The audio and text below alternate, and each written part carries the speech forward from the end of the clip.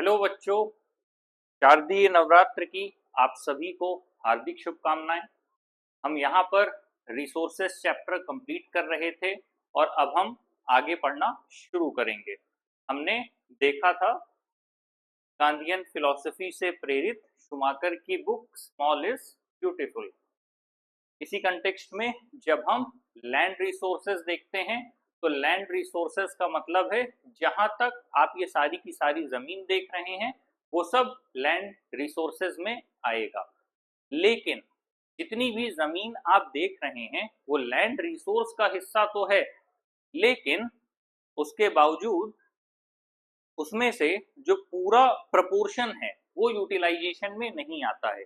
अगर आप जमीन की बात कर रहे हैं तो सारी जमीन इस्तेमाल में नहीं आती है, उसका कुछ एक पोर्शन आता है या फिर अलग अलग चीजों के लिए यूटिलाइज होती है। आप जहां भी हैं, किसी ग्रामीण क्षेत्र में या नगरीय क्षेत्र में, वहां पर आप देखेंगे कि जो भी जमीन है उसके उपयोग का प्रतिरूप या फिर लैंड यूज पैटर्न बोलते हैं कि उसको हम कैसे यूटिलाइज करते हैं। जब हम सिंपल वे में बात करें, अगर आप गांव में जाएंगे तो आप देखेंगे खेत है, खलिहान है, सारी चीजें हैं, तो वहां पर कितनी हिस्से में घर है, गृह है या होम कह लीजिए, कितने हिस्से में रेसिडेंशियल एरिया है और कितने हिस्से में खेती की जाती है, कितने हिस्से में पशुपालन किया जाता है, कितने हिस्से में दुकान और बाकी सारी चीजें हैं। इस हिसाब से आप सिंपल वे में देख सकते हैं। और यही चीज जब आप शहर के टर्म्स में देखेंगे, अर्बन एरियाज में देखेंगे, तो आपको दिखेगा कि घर या जितने भी आपके आवासीय इलाके हैं वो थोड़ा ज्यादा होंगे। ठीक इसी तरह अब आप यही मेट्रोपॉलिटन सिटीज में देखेंगे तो वहां पर मल्टी स्टोरी बिल्डिंग्स, मॉल्स ज्यादा आपको देखने को मिलेंगे। तो वहां की स्थिति वैसी है। इस टर्म्स में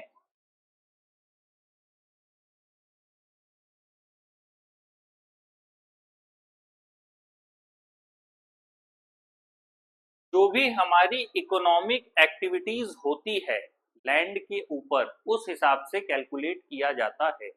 जब आप तहसील और जिले की बात करते हैं तो आपको हर जगह क्या मिलेगा? जिला एवं सत्र न्यायालय मिलेगा, जिलाधिकारी आवास और जिलाधिकारी कार्यालय मिलेगा। ठीक उसी तरह आपको एसपी का ऑफिस मिलेगा। जिस भी हिसाब से जो भी यूनिट डिवाइडेड है, किसी भी शहर में एक अपना इलाका होता है जो प्रशासनिक होता है।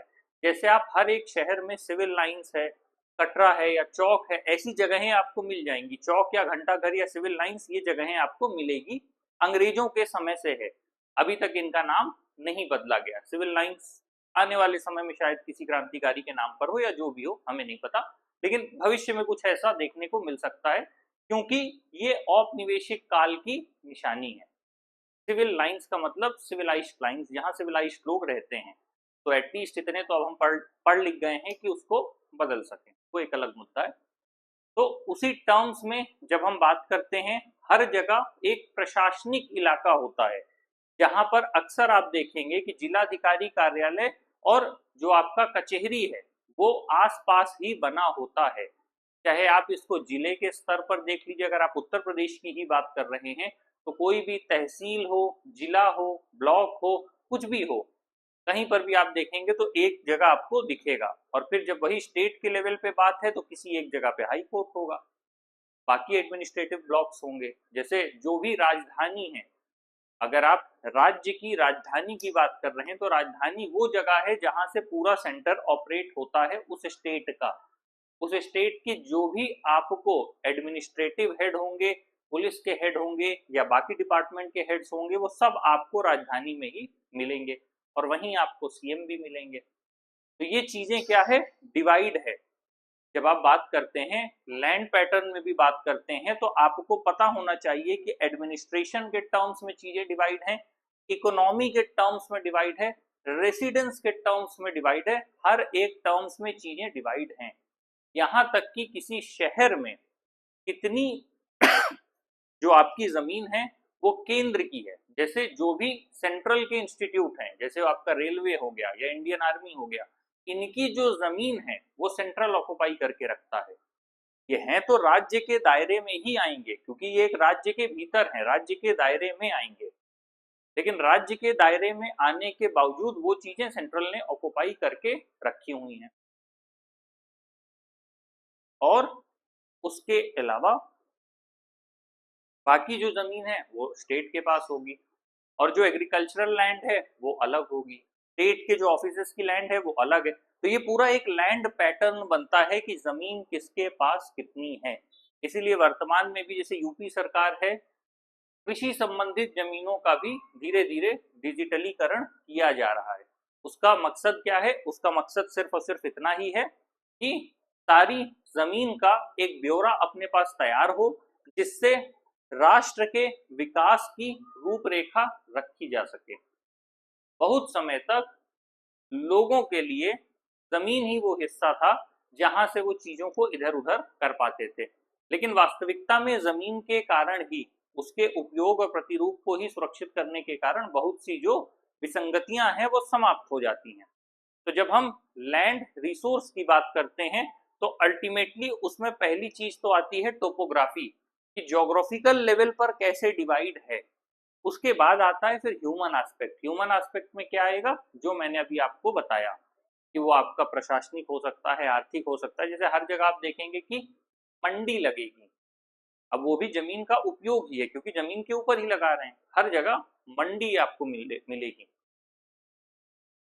और सरकार के द्वारा वो स्थल जो मंडी समिति के नाम से जाना जाता है, या फिर हर जगह आप देखेंगे शहर में एक बड़ा शहर के आउटर में मंडी का इलाका बना होता है, जहां पर ग्रामीण क्षेत्र से उठकर सारा का सारा सामान आता है।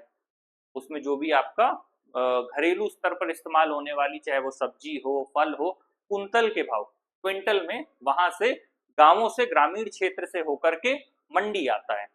मंडी में प्रॉपर उसका रेट तय होता है। रेट क्यों तय होता है? किसी तरह की कालाबाजारी ना हो जाए। फिर उसका पूरा प्रॉपर रेट तय होता है। रेट तय होने के बाद वो क्विंटल के हिसाब से वहां पर रखा जाता है, और उसको वहां से फिर सेल करके होलसेल मार्केट में आता है। फिर जो भी आप अपने घर के आसपास देखते हैं, ठेले में जाकर के आप जो सब्जी लेते हैं, वो सब्जी आप कैसे ले पा रहे हैं? वो आप इसीलिए ले पा रहे हैं क्योंकि वो पीछे से होते हुए आ रही है और सरकार ने पूरी व्यवस्था कर रखी है, इसीलिए वो पूरी संरचना चल रही है। जैसे एक घर के मुखिया पिता होते हैं, ठीक उसी तरह राष्ट्र के मुखिया की जब बात होती है तो वो प्रधानमंत्री महोदय और राष्ट्रपति महोदय होते हैं। इसीलिए जब देश में एक अच्छा नेतृत्व मिलता है तो फिर चीजें काफी ग्राउंड लेवल पर बदलना शुरू होती हैं। हर एक चीज के लिए प्रॉपर लेवल पर जब पॉलिसीज आ जाती हैं और इम्प्लीमेंट होने लगती हैं तो फिर ग्राउंड लेवल पर चीजें बदलती हैं। जैसे हम अगर थोड़ा पॉलिटिकल साइंस में चले जाएं तो जो भी सरकार मध्य आयु वर्ग के लिए चीजों को बेहतर बनाएगी, उस सरकार को हरा पाना नामुमकिन हो जाएगा। अब तक जितनी भी सरकारें हैं वो या तो हायर क्लास को देखती हैं, जो इलीट क्लास है, क्योंकि वो लोग चीजों को मैनेज करते हैं, कंट्रोल करते हैं, या फिर वो लोअर क्लास को देखती है। अभी जैसे हाल में ही जो भी सुनने को मिल रहा है कि 25 करोड़ लोग गरीबी से बाहर आ गए, एक न्यू मिडिल क्लास अभी इंट्रोड्यूस हुआ है। तो ऐसे में जब आप बात करते हैं किसी भी सरकार की, तो सरकार केवल हायर प्लेथोरा से डील करती है और लोअर वाले लोगों से डील करती है। जो मिडिल क्लास ग्रुप है, मिडिल इनकम ग्रुप है, इसके बारे में कम सोचते हैं। जैसे अभी आज शारदीय नवरात्र शुरू हुआ, यहीं से पहली बार जीएसटी में परिवर्तन देखने को मिल गया। अब ये क्यों हुआ? ये सीधे मिडिल क्लास को फायदा दिया। तो ये पहली सरकार है अब तक के इतिहास में, मतलब अगर आप 1947 से लेके अब तक चले आएंगे, पूरा 1952 से चुनाव से लेके सारी चीजें, तो आप पाएंगे कि यहाँ पर पहली सरकार है जो सीधे मिडिल इनकम ग्रुप को टारगेट कर रही है। अब तक ऐसी पॉलिसीज किसी भी गवर्नमेंट ने नहीं बनाई, क्योंकि लोग वहां देखते थे जिनसे केवल उनको अपना चुनावी स्तर पर या राजनीतिक स्तर पर लाभ था, और जिन वर्गों को संभालने की जरूरत थी, लोगों को लगता था मिडिल क्लास तो संभाल ही जाएगा। तो इसीलिए चाहे महंगाई हो, गरीबी हो, बाकी चीजें हो, उधर ध्यान नहीं जाता था। और अपर क्लास और सबसे लोअर क्लास को मुफ्त का अनाज मिलना स्वाभाविक है, क्योंकि समाजवादी संकल्पना है देश की, तो वो दिया जाएगा। तो पहली बार ऐसी गवर्नमेंट है जो मिडिल क्लास में परिवर्तन करने की कोशिश कर रही है, और जो भी सरकार मध्य आय वर्ग को साध लेगी, तब तो उसने तीनों को कंप्लीट कर दिया, तो ऐसी सरकार को फिर रिप्लेस नहीं किया जा पाएगा, क्योंकि उन्होंने पॉलिसी लेवल पर यह पकड़ लिया कि देश के सारे वर्गों का सहभागिता प्रतिनिधित्व के साथ परिवर्तन हो, मतलब सबको समावेशिता के साथ लेकर के उनके सामाजिक और आर्थिक हितों को साधने का काम हो रहा है। जब ऐसी स्थिति बनेगी तो ऐसी सरकार को आप हटा नहीं पाएंगे, क्योंकि उसने पूरे देश के हर वर्ग को टारगेट किया। और जो अभी चुनाव का परसेंटेज है, जो लोग वोटिंग करते हैं, वोटिंग का जो परसेंटेज है वो आपका 60-70 के बीच इसलिए रह जाता है क्योंकि बाकी वर्गों को सरकार शामिल कर पाने में असफल रहती है। गरीब आदमी जाता ही जाता है, और लगभग भी जो लोग किसी संगठन से जुड़े हैं वो जाते हैं। अमूमन जो लोग चुनाव में मतदान छोड़ देते हैं वो मध्य वर्गीय लोग ज्यादा होते हैं। तो जब भी सरकार ऐसा काम करेगी तो वो सारे वर्गों को अपने साथ शामिल करके आगे लेकर के जाने में सक्षम हो।